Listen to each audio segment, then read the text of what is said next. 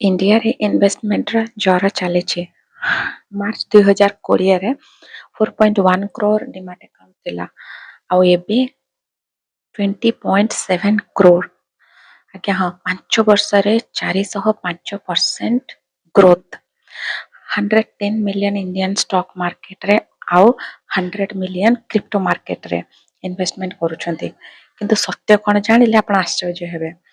First 70% investor का पाखरे health insurance नहीं। सेकंड 75% लोकों को पाखरे इमरजेंसी फंड नहीं। थर्ड 66% मानकर लाइफ इंश्योरेंस बा टर्म इंश्योरेंस नहीं। इन्वेस्टमेंट क्रेज चालुची किंतु फाउंडेशन नहीं।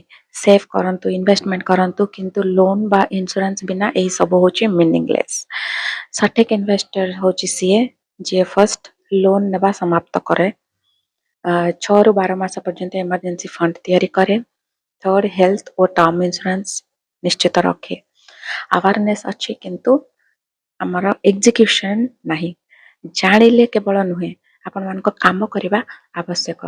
इन्वेस्टमेंट रो प्रथम नियम होची इन्वेस्टिंग रो आरंभ करिबा नुहे। तेणु ये सब जहाँ कहली ताको फॉलो करंतु ए वीडियोटी शेयर करंतु और स्मार्ट इन्वेस्टर बनंतु फाइनेंशियल फ्रीडम अचीव करंतु। रहुची जय जगन्नाथ।